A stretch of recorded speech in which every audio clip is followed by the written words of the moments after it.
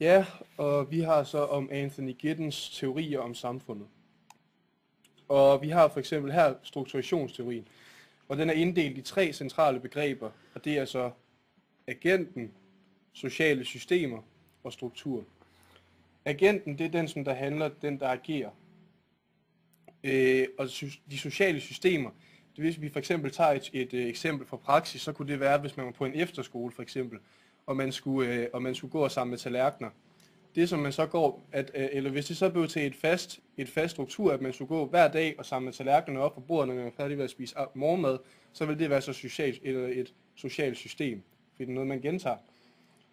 For når man så gentager de handlinger nok gange, så skaber man så det, der hedder en struktur. Og den struktur, den kan så begrænse eller muliggøre det for agenten.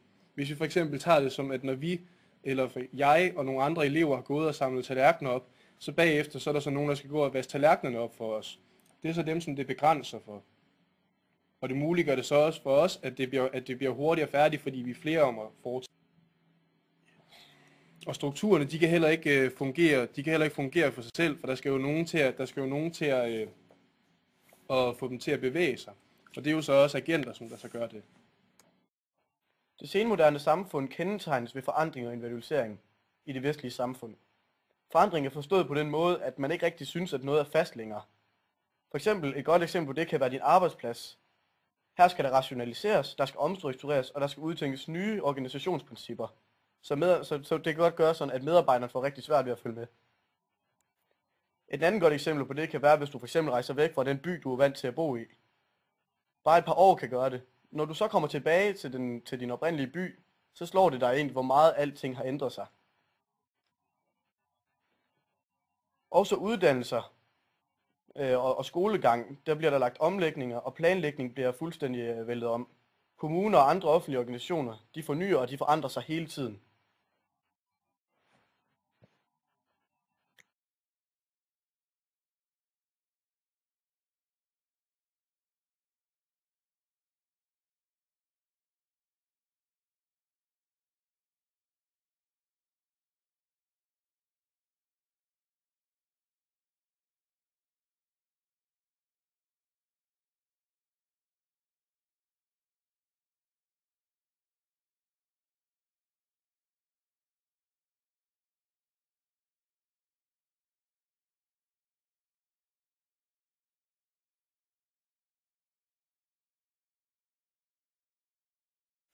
Yes.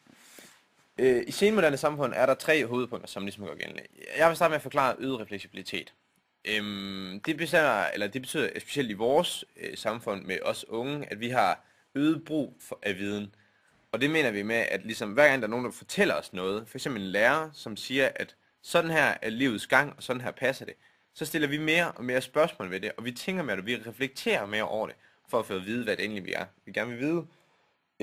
Og det er egentlig det, der er ment med øget refleksibilitet. Og i nyere samfund er det egentlig meget det, der er gældende for os. Og derfor kan man så sige, at den gamle lokale viden erstattes af ny viden. Udlejning af sociale relationer. Det er for eksempel, at computeren er blevet meget mere vigtig ting i vores normale dagligdag.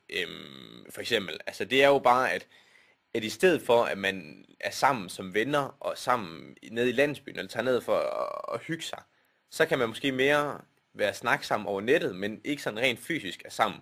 Så derfor hedder det ligesom, at man lysrøver fra de lokale bundenhed, som jeg har skrevet lige her. Udstrækning af tid og rum. Det er i og for sig også en af de samme ting, fordi man kan ligesom sige, at det er jo lige meget med tiden og rummet, fordi før i tiden, der skulle man jo være i samme rum, og det krævede jo, at det var et ordentligt tidspunkt. Men lige nu, som det er, så kan man jo sidde klokken 2 om natten og sidde og snakke med nogen på computeren, og så er det egentlig irrelevant, om man sidder derhjemme, eller du sidder i Frankrig, eller hvor det er, du sidder hen. Så på den måde viser det, at de to egentlig ting her, de afspejler sig lidt i nyere teknologi. Yes. Identitetsdannelse i de senmoderne samfund mener Giddens er en meget usikker proces. Førhen var vores identitet mere valgt fra start, end den er nu. Altså for eksempel, hvis man var født ind i en bondefamilie, som ejede en gård, så var det en stor grad en selvfølge, at man skulle føre gården videre efter ens forældre. Men nu har vi mulighed for at tage et uddannelse og vælge selv, hvad vi gerne vil være. Så vi har en stor mulighed for at danne vores identitet selv. Og med den her selvskabelse, der følger der et stort ansvar. Vi har ansvaret selv for at træffe de rigtige beslutninger og gå de rigtige veje, sådan at vores liv ender op, som det skal. Og med den her selvskabelse følger der også en stor nødvendighed for refleksivitet. At vi er nødt til at stille spørgsmålstegn til vores omgivelser, og ikke bare før vi træffer vores beslutninger, før vi danner vores identitet. Er det her nu den rigtige uddannelse for mig? Er det det rigtige at gøre nu? Og er det rigtigt det jeg får at vide nu, at det her det kan være godt for mig, for eksempel. Der er mange ting, som spiller ind, og derfor bliver vi nødt til at forholde os refleksivt til det, for at danne vores identitet i det senmoderne samfund.